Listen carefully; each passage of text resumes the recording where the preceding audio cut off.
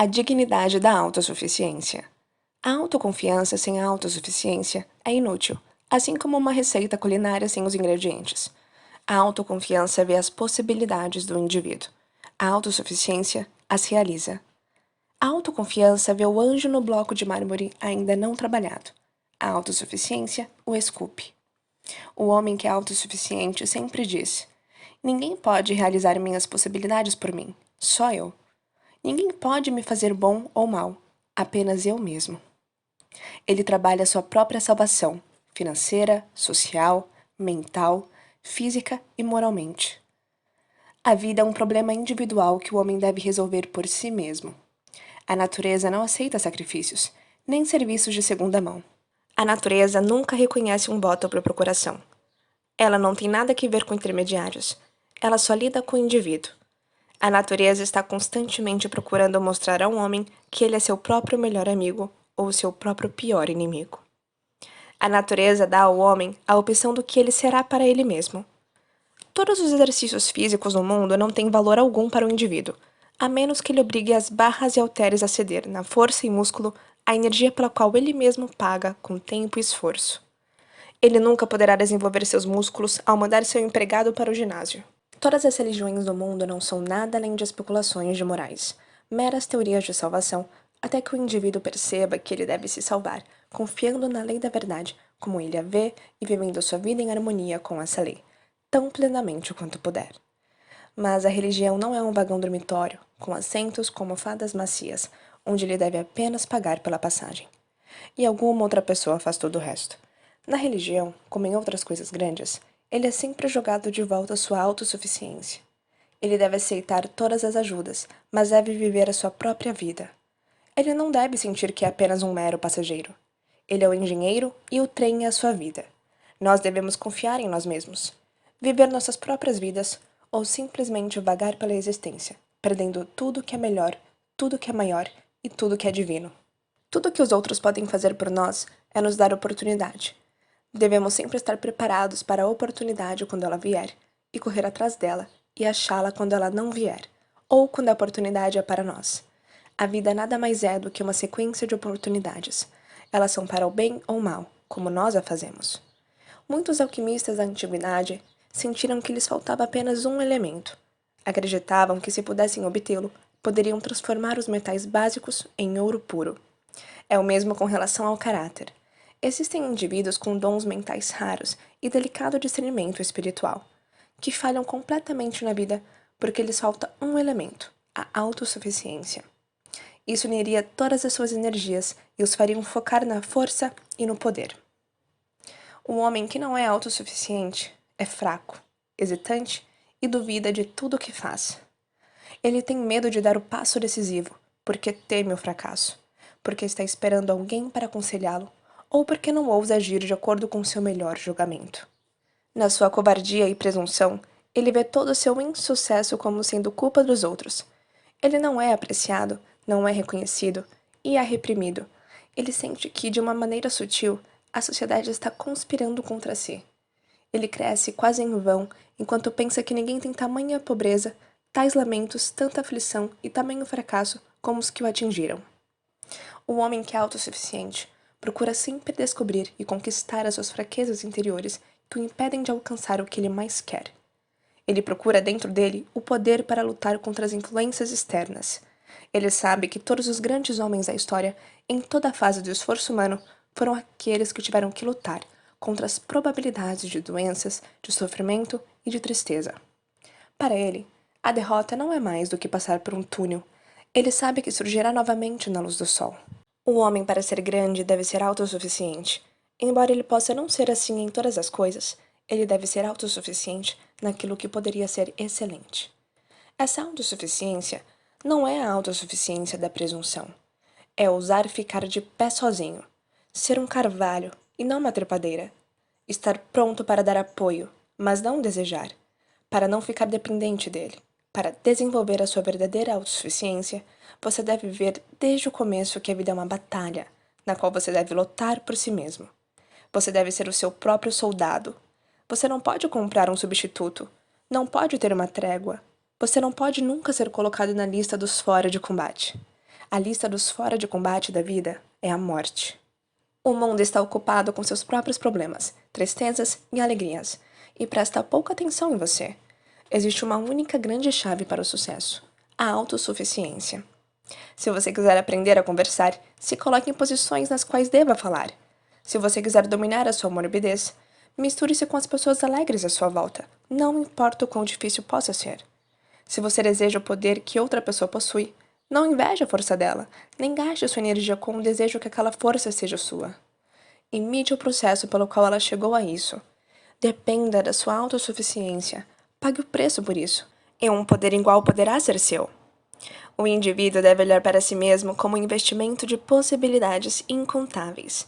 O homem pode desenvolver a sua autossuficiência buscando constantemente se superar. Tentamos demais superar os outros. Se sempre tentarmos nos superar, estaremos nos movendo em uma linha uniforme de progresso, que dá uma harmonia unificadora para o nosso crescimento em todos os sentidos. Daniel Morrell, presidente da Cambria Rail Works, que empregou 7.000 homens e construiu trilhos famosos por todo o mundo, uma vez foi perguntado sobre o segredo do grande sucesso do seu trabalho. Não temos nenhum segredo, ele disse, exceto que nós sempre tentamos superar o nosso último lote de trilhos. A competição é boa, mas tem o seu lado perigoso. Existe uma tendência de sacrificar o valor real pela mera aparência, de ter a aparência em vez da realidade. Mas a verdadeira competição é a competição do indivíduo com ele mesmo, o seu presente tentando superar o seu passado.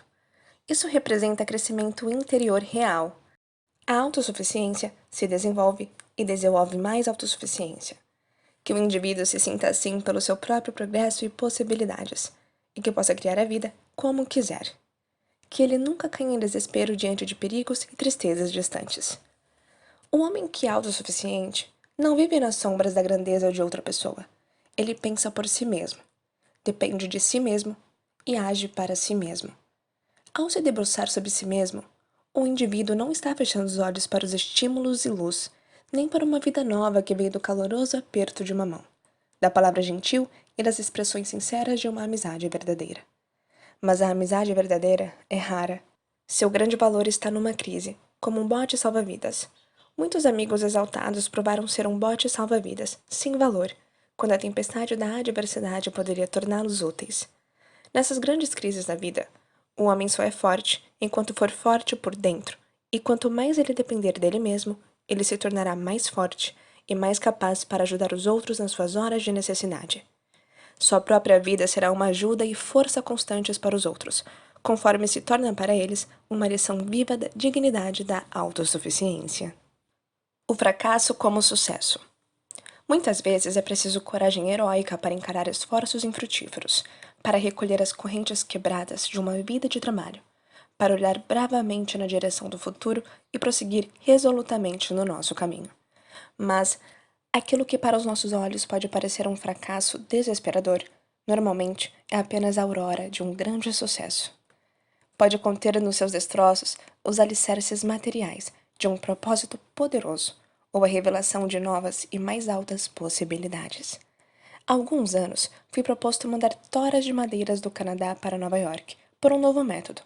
O engenhoso plano do Sr. Joggins foi de unir grandes toras com cabos e estacas de ferro e rebocar a carga como uma barcaça. Quando o novo artefato se aproximou de Nova York e o sucesso parecia garantido, começou uma grande tempestade.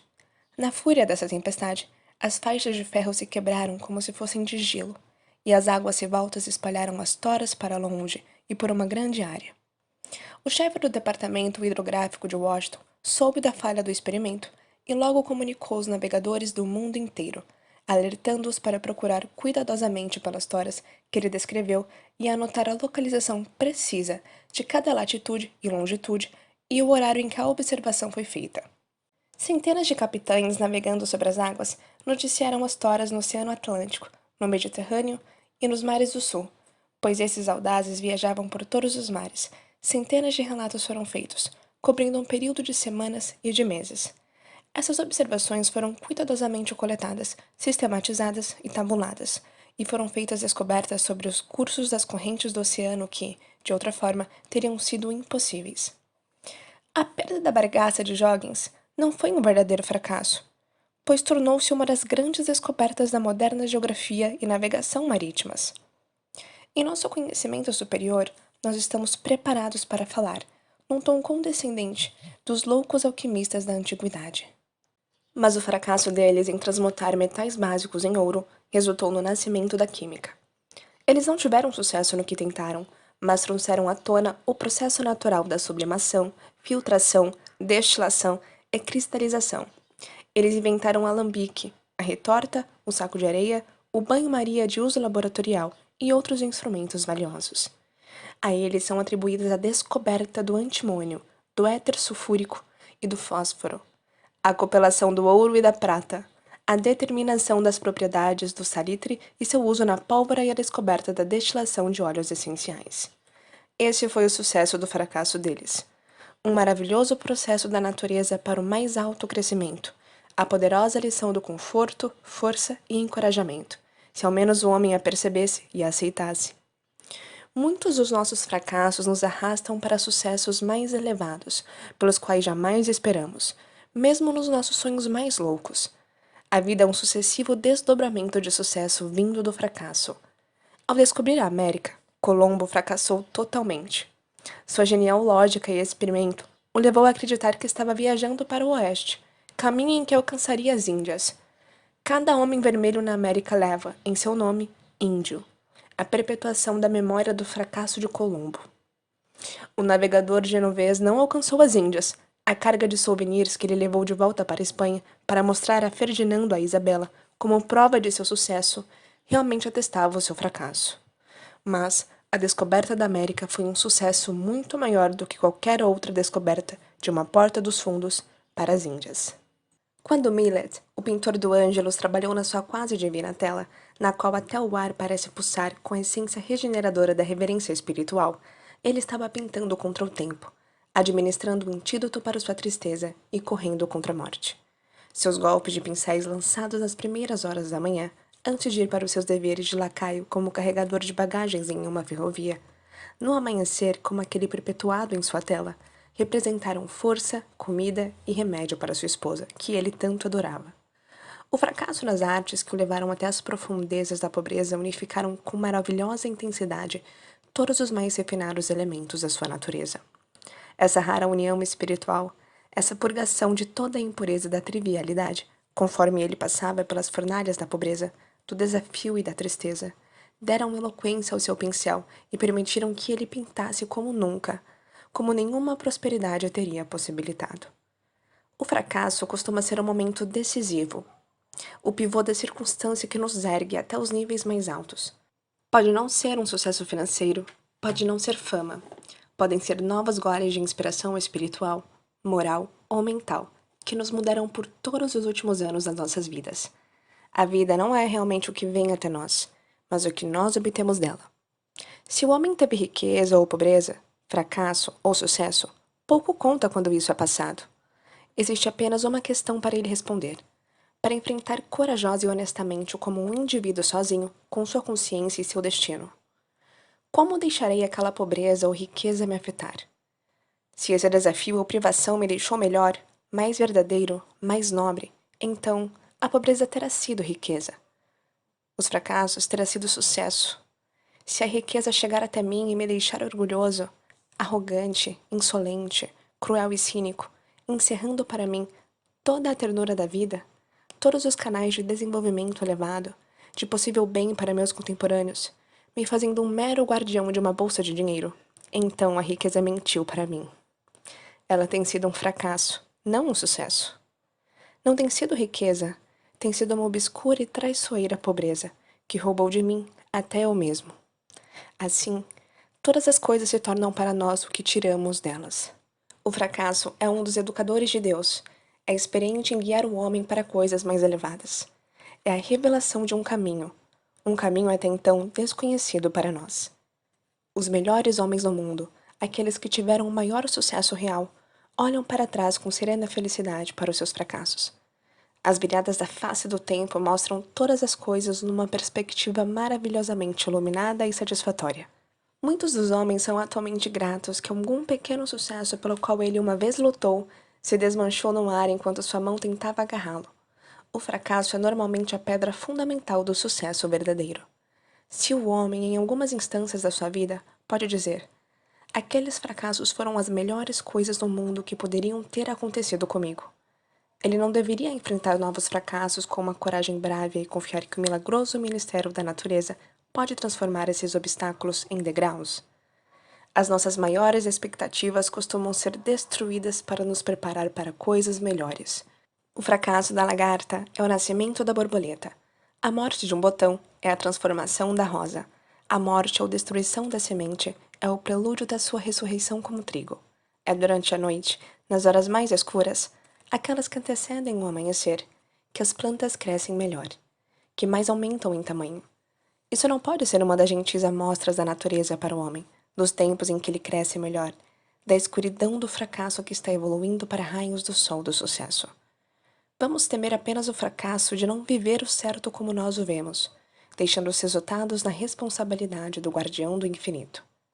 Se pensarmos em qualquer momento supremo de nossas vidas, em qualquer grande sucesso, em alguém que seja querido por nós e considerar como chegamos àquele momento, aquele sucesso, aquele amigo, seremos surpreendidos e fortalecidos pela revelação. À medida que investigamos o passado de cada uma dessas coisas, passo a passo, através da genealogia das circunstâncias, veremos como tem sido lógico o percurso da nossa alegria e sucesso, a partir da tristeza e fracasso. E que aquilo que nos dá mais felicidade atualmente está intrinsecamente conectado com aquilo que uma vez nos causou tristeza. Muitos dos rios da nossa grande prosperidade e crescimento tiveram um aumento de volume de suas nascentes e de seu gotejar entre a escuridão e os melancólicos intervalos dos nossos fracassos. Não há trabalho honesto e verdadeiro, cumprido com constante e sincero propósito, que realmente falhe. Se por vezes parece ser um esforço desperdiçado, ele nos trará uma nova lição de como andar. O segredo dos nossos fracassos nos trará inspiração para possíveis sucessos. Os homens vivendo com objetivos mais elevados, sempre da melhor forma que podem, em constante harmonia com eles, são bem-sucedidos, não importa quantas estatísticas de fracassos sejam deixadas à sua porta por um mundo de críticos e comentaristas, míopes e meio cegos. Ideais elevados e nobres esforços farão de fracassos aparentes coisas pequenas. Eles não precisam nos desencorajar. Eles devem fornecer fontes de novas forças. O caminho pedregoso pode ter mais segurança do que o caminho escorregadio da suavidade. Os pássaros só podem voar melhor com o vento contra eles. Os navios não avançam na calmaria, quando as velas batem preguiçosamente contra mastro sem tensão. A alquimia da natureza, superior àquela do Paracelso, constantemente transmuta os metais básicos do fracasso, ao final, no ouro puro do sucesso mais elevado. Se a mente do trabalhador se mantiver verdadeira, constante e incansável no serviço, e se ele tiver a sublime coragem que desafia o pior do destino enquanto faz o seu melhor. Fazendo o nosso melhor sempre. A vida é um maravilhoso problema complexo para o indivíduo, até que um dia, num momento de iluminação, ele acorda para a grande realização que pode torná-la simples, nunca tão simples, mas sempre mais simples. Existem milhares de mistérios sobre o certo e o errado, que confundem os homens sábios por eras. Existem profundezas na grande questão fundamental da raça humana que nenhuma linha da filosofia jamais tocou. Existem gritos selvagens de fome honesta por verdade, que procuram penetrar o silêncio além do túmulo, mas eles apenas ecoam de volta, somente uma repetição de gritos não respondidos. Para nós todos, às vezes surge a grande nota de desespero questionador, que escurece o nosso horizonte e paralisa nossos esforços. Se realmente existe um Deus, se a justiça eterna realmente governa o mundo, nós dizemos: por que a vida tem que ser como é? Por que alguns homens passam fome, enquanto que outros se banqueteiam? Por que a virtude normalmente perde vigor nas sombras, enquanto que o vício triunfa ao sol? Por que o fracasso, na maioria das vezes, persegue os passos do esforço honesto, enquanto que o sucesso que vem de trapaças e de desonra é saudado com aplauso do mundo? Como que o amado pai de família é levado pela morte, enquanto o fardo inútil de um outro é poupado? Por que existe tanta dor desnecessária, tristeza e sofrimento no mundo? Aliás, por que na verdade precisaria existir alguma dor? Nem a filosofia, nem a religião podem dar nenhuma resposta definitiva que seja capaz de uma demonstração lógica e de prova absoluta. Existe sempre, mesmo após as melhores explicações, um resquício do inexplicável. Devemos então cair nos eternos braços da fé e sermos sábios o suficiente para dizer: não serei confundido por esses problemas da vida. Eu não permitirei que eles me lancem na dúvida e ofusquem a minha vida com imprecisão e incerteza. O homem reivindica muito para si mesmo quando exige do infinito a solução completa de todos os seus mistérios. Eu fundarei a minha vida em uma simples verdade fundamental. Esta gloriosa criação, com seus milhões de fenômenos maravilhosos, pulsando sempre em harmonia com a lei eterna que tem que ter um Criador. Esse Criador tem que ser onisciente e onipotente. Mas esse Criador em si mesmo não pode, por justiça, exigir de nenhuma criatura mais do que o melhor que aquele indivíduo possa dar. Eu vou fazer a cada dia, em todo momento, o melhor que eu possa, por meio da luz que eu tenho. Vou sempre procurar mais luz, mais iluminação perfeita da verdade, e sempre viver como o melhor puder, em harmonia com a verdade como eu a vejo. Se o fracasso vier, eu vou enfrentá-lo corajosamente. Se meu caminho então repousar na sombra do desafio, tristeza e sofrimento, eu terei a paz tranquila e a força calma de alguém que fez o seu melhor, que pode olhar para o seu passado sem a aflição do arrependimento e que tenha uma coragem heróica para enfrentar os resultados, quaisquer que sejam, sabendo que não poderia tê-los feito diferentes. Com base nesse plano de vida, nesse fundamento, o homem pode erguer qualquer superestrutura de religião ou de filosofia que ele consiga. Conscienciosamente, ele deve adicionar as suas aptidões para viver cada fragmento de sua força e inspiração, moral, mental ou espiritual, que está em seu poder obter. O homem que está sempre procurando fazer o seu melhor é o homem que está interessado, ativo e desperto. Ele é sempre cuidadoso com ele mesmo. O seu padrão não é o que o mundo dirá, mas sim, isso tem valor para mim? Viver o seu melhor é a preparação constante para uso imediato. Isso nunca fará que alguém seja excessivamente preciso, autoconsciente, afetado ou pretensioso. A educação, no seu sentido mais elevado, é o treino consciente da mente ou do corpo para agir inconscientemente. É a formação consciente de hábitos mentais, e não a mera aquisição de informação. Uma das várias formas nas quais o indivíduo desinteligentemente se ofusca a si mesmo é na sua adoração ao fetiche da sorte. Ele sente que todos os outros são sortudos e que tudo que ele tenta, ele falha. Ele não percebe a energia incansável, a concentração incessante, a coragem heróica, a sublime paciência que é o segredo do sucesso de alguns homens. A sorte deles foi que se prepararam para estarem à altura da oportunidade quando ela chegasse, e estavam prontos para reconhecê-la e recebê-la. O honesto, fiel lutador deve sempre perceber que o fracasso não é nada além de um episódio na vida de um homem de verdade. Nunca a história toda. Isso nunca é fácil de alcançar, e nenhuma filosofia pode fazer isso. Porém, a coragem firme para dominar as condições, ao invés de reclamar delas, o ajudará em seu caminho. Isso sempre o capacitará a fazer o seu melhor com o que tiver. Ele nunca sabe a longa série de fracassos vencidos que dão solidez ao sucesso de outra pessoa. Ele não percebe o preço que um homem rico, o inocente grupo de políticos descontentes e demagogos, heroicamente pagou por riqueza e posição. O homem que tem dúvidas pessimistas sobre todas as coisas, que exige uma garantia certificada do seu futuro, que sempre teme que seu trabalho não será reconhecido ou apreciado, ou que, enfim, ele não vale a pena, nunca viverá o seu melhor. Ele está entorpecendo sua capacidade de progresso real com seu curso hipnótico de desculpas para a inatividade, em vez de uma forte tônica de razões para a ação. Um dos elementos mais enfraquecedores na formação individual é a rendição ao passar dos anos. A autoconfiança de um homem diminui e morre diante do medo da idade. Esse novo pensamento, ele fala de alguma sugestão tendendo para um desenvolvimento mais elevado. É bom, é o que precisamos. Eu estou feliz que meus filhos tenham isso.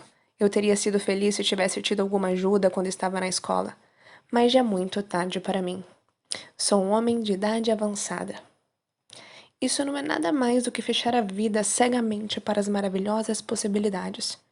O soar do sino da oportunidade perdida nunca é tocado nesta vida. Nunca é tarde demais para reconhecer a verdade e viver por ela. Isso requer somente grande esforço, bastante atenção, profunda concentração, mas o impossível não existe para o homem que é autossuficiente e está disposto a pagar o preço em tempo e em luta por seu sucesso ou desenvolvimento. Mais tarde na vida, os pagamentos são mais pesados conforme se avança, como num seguro de vida, mas isso não importa para aquela poderosa autossuficiência que não vai envelhecer enquanto o conhecimento puder mantê-la jovem. Sócrates, quando seu cabelo embranqueceu com a neve da velhice, aprendeu a tocar instrumentos musicais. Cato, aos 80 anos, começou a estudar grego e, com a mesma idade, viu Plutarco iniciar, com o entusiasmo de um menino, a sua primeira lição de latim. Ronsard, o pai da poesia francesa, cujos sonetos nem a tradução pôde destruir, não desenvolveu a sua habilidade poética antes de estar próximo dos 50 anos. Benjamin Franklin, nessa idade, tinha acabado de dar os seus primeiros passos de importância em sua busca filosófica. Esses homens não temeram a idade. Esses poucos nomes da grande lista dos famosos que desafiaram os anos devem ser vozes de esperança e encorajamento para todos os indivíduos cuja coragem e confiança sejam fracas.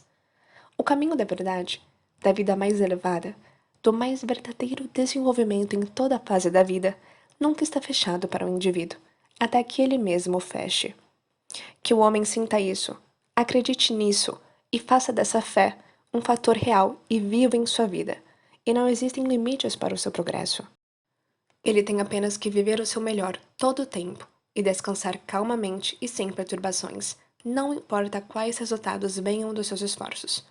O constante olhar para trás, para o que poderia ter sido, ao invés de para frente para poder ser, é o grande enfraquecedor da autoconfiança.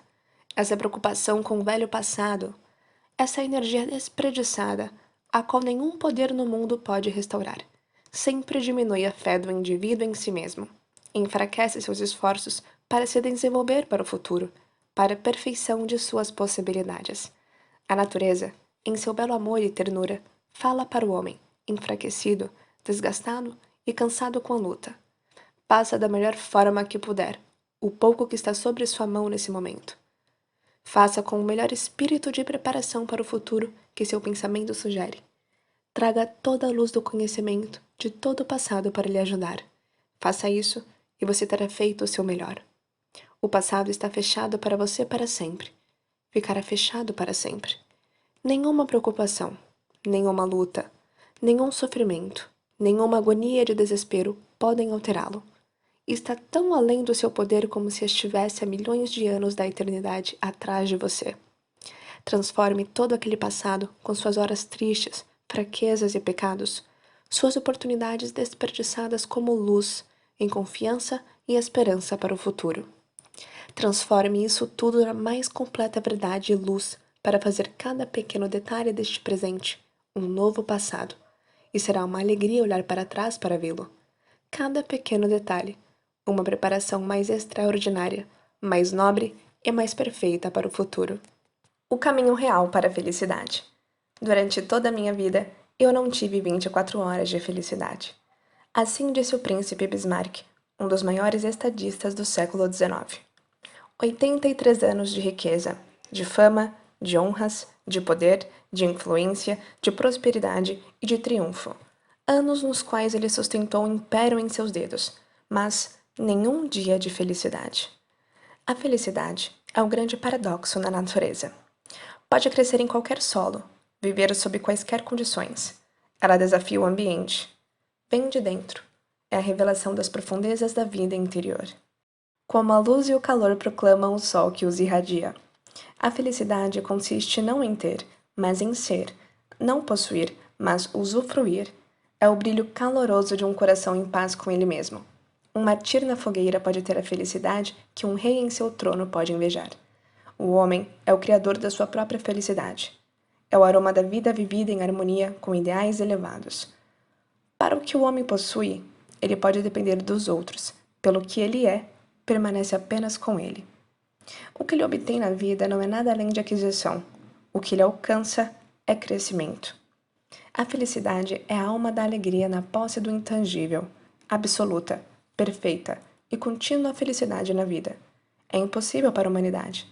Ela representaria a consumação de realizações, a consciência individual de um destino perfeitamente preenchido. A felicidade é paradoxal, porque ela pode coexistir com o desafio, a tristeza e a pobreza. É a alegria do coração se elevando acima de qualquer condição. A felicidade tem vários substitutos: gratificação, satisfação, contentamento e prazer. Imitações inteligentes que simulam mais a sua aparência do que imitam o seu método. A gratificação é a harmonia entre nossos desejos e nossas posses. Ela está sempre incompleta. É a aceitação grata de uma parte. É a satisfação mental na qualidade do que alguém recebe. Uma insatisfação quanto à quantidade. Ela pode ser um elemento na felicidade, mas, na verdade, não é felicidade. A satisfação é a identidade perfeita dos nossos desejos e das nossas posses. Ela existe somente enquanto essa perfeita união e unidade possam ser preservadas. Mas cada ideal realizado dá luz a novas ideias. Cada passo para frente revela grandes domínios dos não alcançados. Cada refeição estimula novos apetites. Assim, os desejos e as possessões não mais são idênticos, não mais iguais. Novas vontades fazem surgir novas atividades. A distribuição equilibrada é destruída e a insatisfação retorna. O homem pode possuir tudo o que for tangível no mundo e ainda assim não ser feliz, pois a felicidade é a satisfação da alma e não da mente, nem do corpo. A insatisfação, num sentido mais elevado, é o tema central de todo o avanço, a evidência de novas aspirações e a garantia de uma revelação progressiva de novas possibilidades. O contentamento é uma virtude grandemente superestimada. É um tipo de desespero diluído. É o sentimento com o qual continuamos a aceitar substitutos, sem nos esforçar pelas realidades. O contentamento faz um indivíduo treinado engolir o vinagre e tentar estalar seus lábios como se fosse vinho.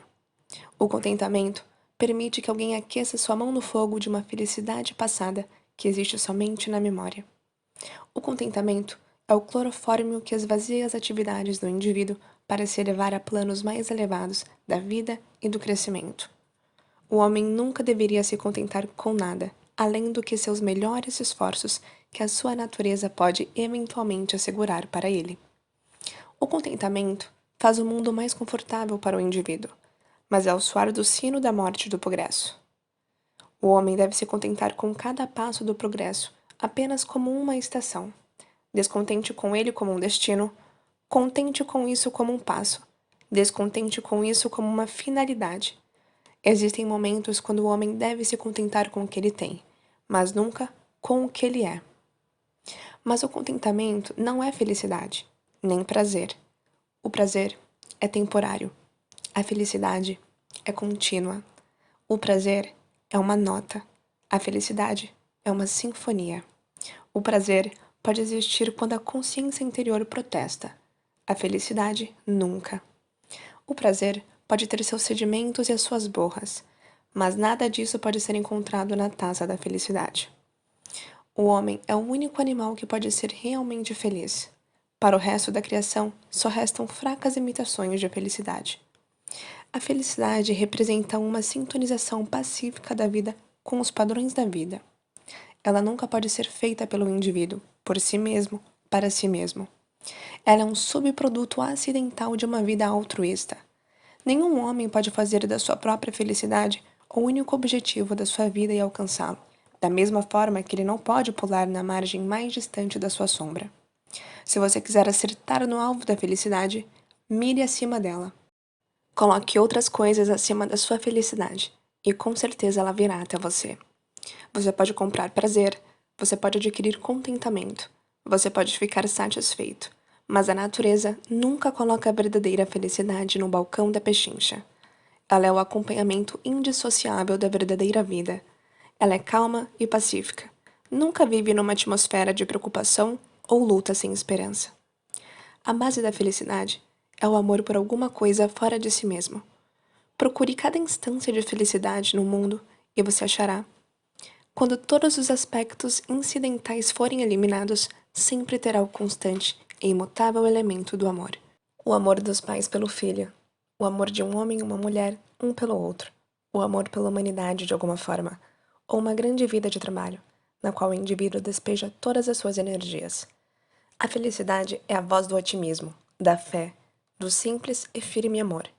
Nenhum cínico ou pessimista pode ser verdadeiramente feliz. Um cínico é um homem que é moralmente míope e se gaba disso. Ele vê o mal no seu próprio coração e pensa que o vê no mundo. Ele deixa um cisco em seu olho ofuscar o sol. Um cínico incurável é um indivíduo que deveria desejar a morte, porque se a sua vida não pode lhe trazer felicidade, a morte poderia. Existe um caminho real para a felicidade. Ela repousa na consagração, concentração, conquista e consciência. A consagração é dedicar a vida ao serviço aos outros, em alguma nobre missão, para realizar algum ideal altruísta. A vida não é algo para ser vivida de passagem, é algo para ser comemorado. Ela é um privilégio, não uma sentença de servidão por várias décadas na Terra. A consagração coloca o objetivo da vida acima da mera obtenção de dinheiro, como uma finalidade. O homem que é altruísta, gentil, amável, terno, solícito e pronto para aliviar as provações daqueles à sua volta, para animar aqueles que lutam e, algumas vezes, para esquecer de si mesmo e lembrar dos outros, está no caminho certo para a felicidade. A consagração é sempre ativa, ousada e agressiva, não temendo nada além da possível deslealdade aos ideais elevados. A concentração faz a vida do indivíduo mais simples e profunda. Ela corta as falsidades e falsas aparências da vida moderna e limita a vida a seu verdadeiro essencial. Preocupação, medo, inútil arrependimento. Todos esses desperdícios que sugam a energia mental, moral ou física devem ser sacrificados, ou o indivíduo destruirá desnecessariamente a metade das possibilidades de viver. Um grande propósito na vida, que às vezes une as cordas e os fios de cada pensamento diário, que às vezes tira o ferrão dos pequenos desafios, tristezas, sofrimentos e embaraços da vida. É uma grande ajuda para a concentração. Soldados em batalha podem se esquecer dos seus ferimentos ou até mesmo não estar conscientes deles, pela inspiração de lutar por aquilo que acreditam que seja certo. A concentração dignifica uma vida humilde, gera uma vida ótima, sublime. Na moral, é um atalho para a simplicidade. Ela guia para o certo, para o benefício do certo, sem pensar em política ou em prêmio. Ela traz calma e descanso para o indivíduo, a serenidade que não é nada além do raio de sol da felicidade. Às vezes, quando você está cansado e fraco com a luta, quando parece que a justiça é um sonho, que a honestidade, a lealdade e a verdade nada valem, que o diabo é o único bom pagador, quando a esperança começa a escurecer e falhar, então é hora de elevar-se na grande e sublime fé de que o correto deve prevalecer. Então, você deve reprimir esses diabinhos da dúvida e do desespero, dominar a si mesmo para dominar o mundo à sua volta. Isso é a conquista. Isso é o que conta. Até um tronco pode flutuar com a correnteza. É preciso um homem para lutar com firmeza contra a maré que pode levar seu barco para fora do seu curso. Quando a inveja, as pequenas intrigas, as maldades e os desentendimentos da vida lhe assaltarem, se erga acima deles. Seja como um farol que ilumina em beleza as impiedosas e arrogantes ondas da tempestade que o ameaçam, que procuram debilitá-lo e varrê-lo. Isso é a conquista. Quando a chance de ganhar fama, riqueza, sucesso, ou a conquista do que seu coração deseja, pelo sacrifício da honra ou de seus princípios, vier até você e não lhe afetar por tempo suficiente até mesmo para parecer uma tentação, você foi o vitorioso. Isso também é a conquista, e a conquista é parte do caminho real para a felicidade. A consciência, como a mentora, guia e bússola de todos os atos, sempre leva para a felicidade. Quando o indivíduo consegue ficar sozinho com sua consciência e ganha sua aprovação, sem usar a força ou uma lógica falaciosa, começa a conhecer o que é a verdadeira felicidade. O homem que está buscando honestamente viver sua vida em consagração, concentração e conquista, vivendo do dia a dia o melhor que pode, pela luz que possui, pode confiar implicitamente na sua consciência.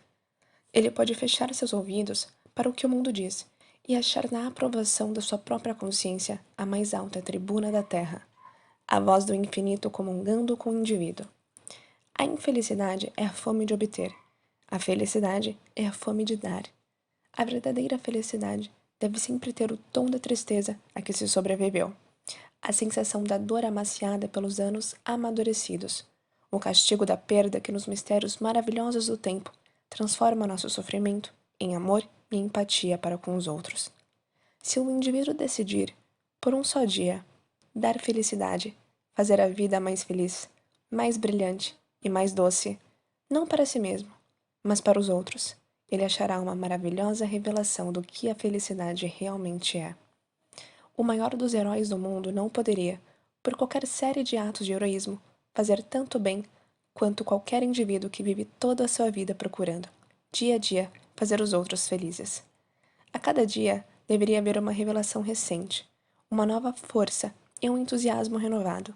Só por hoje pode ser o lema diário de milhares de sociedades ao longo do país, composta por membros unidos para fazer do mundo um lugar melhor, por meio do simples ato constante de gentileza, doçura e amor.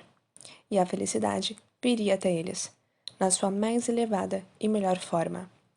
Não porque eles buscaram absorvê-la, mas porque procuraram irradiá-la. Espero que você tenha apreciado esses ensinamentos. Se esse vídeo fez sentido para você, eu peço que, por gentileza, se inscreva no meu canal e não esqueça de ativar as notificações. Grande abraço!